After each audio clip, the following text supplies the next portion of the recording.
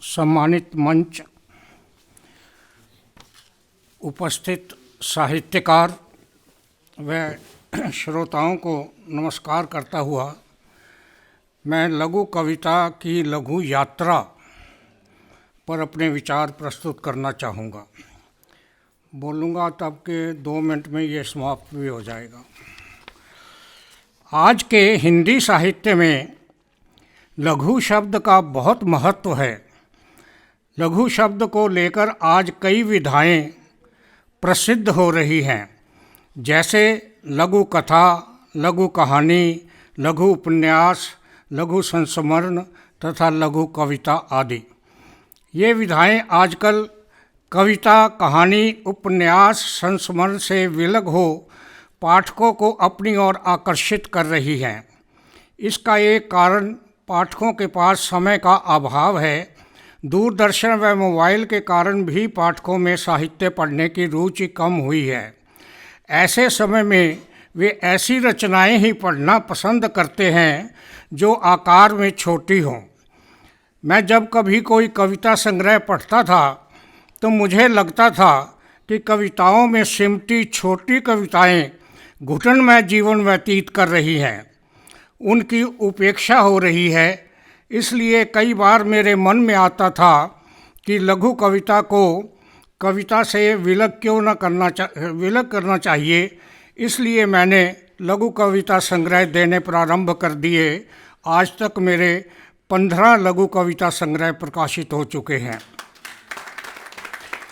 लघु कविता का प्रारंभ में कोई स्वरूप सुनिश्चित नहीं था। कोई साहित्यकार 4 पंक्तियों में लिख रहा था तो कोई केवल 13-14 में लघु कविता दे रहा था। कोई छंदबद्ध लिख रहा था तो कोई मुक्त छंद में। ऐसे में लघु कविता को एक रूपता में लाने के लिए मैंने हरियाणा की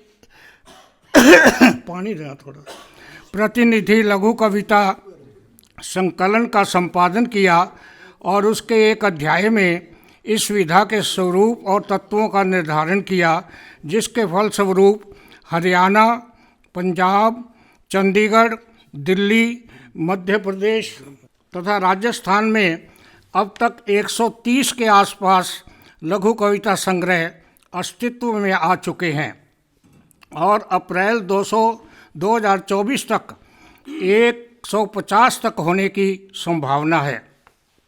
सिरसा में गत वर्ष 2023 के मई मास में हरियाणा प्रादेशिक लघु कथा मंच के एक भव्य आयोजन में 33 लघु कविता संग्रहों का विमोचन हुआ था तथा 44 लघु कविताकारों को सम्मानित किया गया था। गत वर्ष डिंग, टोहाना, कैथल, फरीदाबाद शहरों में भी लघु कविता से संबंधित कार्यक्रम हुए थे, जिनके लिए जनकराज शर्मा, विनोद सिल्ला, डॉक्टर प्रद्युमन भल्ला, हरीशचंद्र जंडई, कमल कपूर, डॉक्टर अंजू दुआ जैमिनी, डॉक्टर इंदु गुप्ता तथा आशमा कौल बधाई के पात्र हैं। डॉक्टर मधुकांत व उनके सहयोगी पवन मित्तल ने प्रज्ञा साहित्यिक मंच रोहतक की ओर से अखिल भारतीय लघु कविता प्रतियोगिता करवाई थी, जिससे इस विधा का बहुत प्रचार प्रसार हुआ था। चरखी दादरी के साहित्यकार डॉक्टर अशोक मंगलेश के लघु कविता संग्रह ये कैसा मंजर है पर नीलम शर्मा ने शोध कार्य करके एमडी विश्वविद्यालय रोहतक से एमफिल की उपाधि प्राप्त की है। डॉक्टर शील कौशिक के प्रथम 3 लघु कविता संग्रहों को पुरस्कार मिल चुके हैं। अब लघु कविताएं पत्र पत्रिकाओं में भी प्रकाशित हो रही हैं तथा लघु कविता संग्रहों की समीक्षा भी पत्र पत्रिकाओं में आ रही है। इसलिए ये मानना पड़ेगा कि इस विधा को मान्यता मिल चुकी है और इसका प्रचार प्रसार हो रहा है। डॉक्टर घमंडी लाल अग्रवाल, डॉक्टर मधुकांत, डॉक्टर शील कौशिक, डॉक्टर लता अग्रवाल, डॉक्टर अंजू दुआ जैमिनी, डॉक्टर जय भगवान सिंगला, कृष्णलता यादव, आनंद प्रकाश आर्टिस्ट, सुनीता आनंद, सुमेश खिंची, आसमा कौल, जय भगवान शैली, डॉक्टर ज्ञान प्रकाश पीयूष, जनकराज शर्मा, विनोद सिल्ला, डॉक्टर इंदु गुप्ता, प्रोफेसर श्यामलाल कौशल, सुकीर्ति भटनागर, सत्य प्रकाश भारद्वाज, डॉक्टर हरीश जंढई, डॉक्टर अशोक मंगलेश, आशा विजय विभोर, अनिल शर्मा वत्स आदि के एक से अधिक संग्रह संकलन प्रकाशित हो चुके हैं। इसके अलावा बहुत से साहित्यकारों के एक एक संग्रह प्रकाशित हुए हैं। आनंद प्रकाश आर्टिस्ट, कमल कपूर, कृष्णलता यादव, डॉक्टर अशोक मंगलेश, विनोद सिल्ला, डॉक्टर मधुकांत, संतोष गर्ग ने स्वयं तो लघु कविता संग्रह दिए ही हैं, साथ के साथ दूसरे साहित्यकारों को भी लिखने के लिए प्रोत्साहित किया है। हरियाणवी में पुरुष वर्ग में डॉक्टर जय भगवान शर्मा का प्रथम लघु कविता संग्रह तथा नारी वर्ग में सुनीता आनंद जी का प्रथम लघु कविता संग्रह गत वर्ष प्रकाशित हुए थे। अब बलवंत सिंह मान का पंजाबी में प्रथम लघु कथा संग्रह इस वर्ष प्रकाशित हुआ है। इस संदर्भ में यह कहना अनिवार्य बन जाता है कि भिवानी के आनंद प्रकाश आर्टिस्ट, सुनीता आनंद तथा सोमेश खिंची के आनंद कला मंच प्रकाशन से गत वर्ष 20 से ऊपर और इस वर्ष 30 के लगभग लघु कविता संग्रह प्रकाशित हुए हैं और आज ये बहुत बड़ा आयोजन कर रहे हैं, जिनमें लगभग 60 साहित्यकारों को सम्मानित किया जा रहा है, जिनमें से 30 से ऊपर लघु कविताकार हैं। आनंद प्रकाश आर्टिस्ट जी का लक्ष्य इस प्रकाशन द्वारा पैसा न कमाना होकर लघु कविता का प्रचार प्रसार करना है।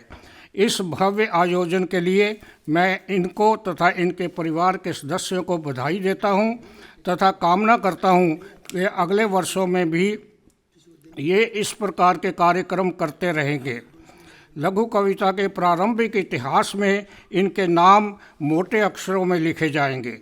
आपको जानकर प्रसन्नता होगी कि मई 2023 के उपरांत लगभग 20 नए लघु कविताकार इस आंदोलन में सम्मिलित हुए हैं। तालियां लगाइए, यह बहुत बड़ी बात है।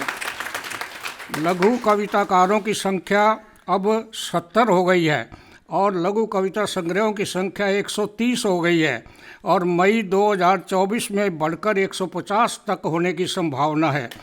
गत वर्ष की भांति इस वर्ष के मई मास में सिरसा में लघु कविता का भव्य आयोजन होगा, जिसमें लघु कविता संग्रहों का लोकार्पण तथा लघु कविताकारों को सम्मानित किया जाएगा। मैं डॉक्टर जय भगवान सिंगला, ध्यान से सुन लो जी आप, हाँ कहीं आप बातें करो। हाँ, मैं डॉक्टर जय भगवान सिंगला और डॉक्टर मधुकांत से अनुरोध करूंगा कि वे कुरुक्षेत्र में लघु कविता का एक भव्य आयोजन करवाएं, जिसमें उस समय तक जिन साहित्यकारों के लघु कविता संग्रह आ जाएंगे उन सब को सम्मानित करें, टोटल शुरू से लेकर आखिर तक। हाँ, और मुझे हाँ कर दो। मुझे विश्वास है मेरी इस प्रार्थना को दोनों साहित्यकार स्वीकार करेंगे। आदरणीय यज्ञदत्त मिश्र, ये तो चले आए नहीं आज। यह आंदोलन प्रगति के पथ पर है, किंतु कुछ धीरे चल रहा है। इसे त्वरित गति से करने के लिए हम सबको और प्रयास करने पड़ेंगे। इनमें से प्रथम प्रयास यह है कि हम कम से कम 2 साहित्यकारों को लघु कविताएं लिखने के लिए प्रोत्साहित व बाध्य करें। अपने शहरों में आयोजन व गोष्ठियाँ करवाएं और इस वर्ष कम से कम 2 और लघु कविता संग्रह दें, जिनमें से एक लघु कविता संग्रह प्रकृति के अवयवों पर आधारित हो। अभी मेरे से जो लघु कथाकार हैं, कुछ को मैंने किताब दी है, कुछ और आपने ले जाएं।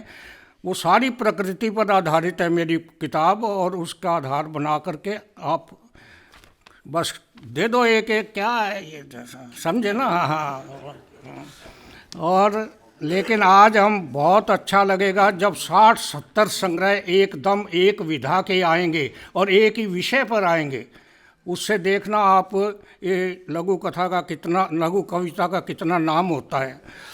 लेकिन आज हम इससे दूर होते जा रहे हैं। अब हमारा कर्तव्य बन जाता है कि हम प्रकृति पर आधारित लघु कविताएं लिखकर देश को प्राकृतिक दृष्टि से और सुंदर बनाने का प्रयास करें। अंत में मैं आनंद प्रकाश आर्टिस्ट का धन्यवाद करता हूं, जिन्होंने मुझे लघु कविता पर कुछ बोलने का अवसर प्रदान किया। धन्यवाद।